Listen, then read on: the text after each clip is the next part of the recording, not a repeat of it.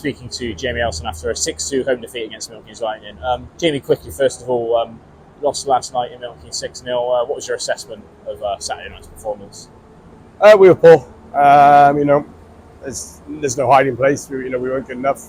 I mean, they're a good hockey team. You have to give them a ton of credit. They're good, but we just didn't have any jump or kind of anything amongst us last night. You just couldn't see where we were going to get a foothold in the game, and we take too many penalties, and that's tough. It was hard to get a rhythm of 5-on-5, and the second period, I think it was, we were killing for large spells, and so it's tough. You're playing a good team on the road, and just can't take that many penalties. Tonight, I think maybe a slow start maybe killed this game a little bit, but the team battled hard.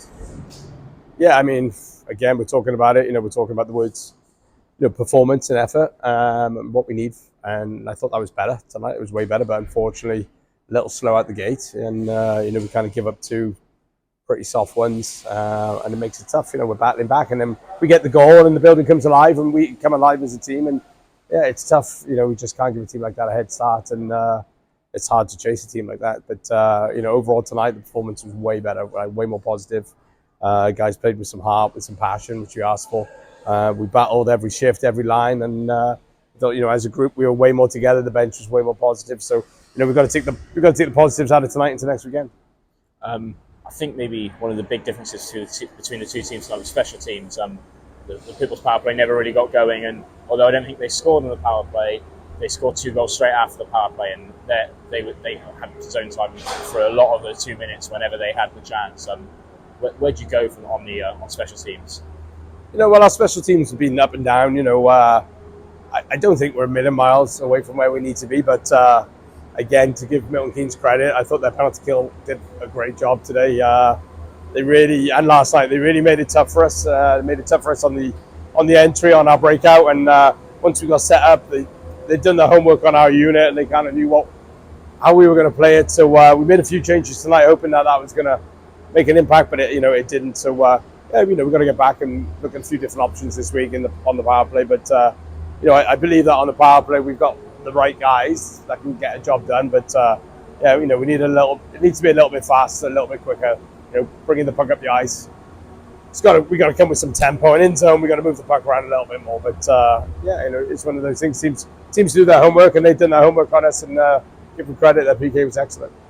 After what I'm sure he feels is a slow start, do you feel this weekend Bailey Harewood has stepped up? I thought he obviously got man of the match in Milton Keynes last night. I thought he was, in the third period especially, the best player on the ice. So do you feel he's coming around for him now?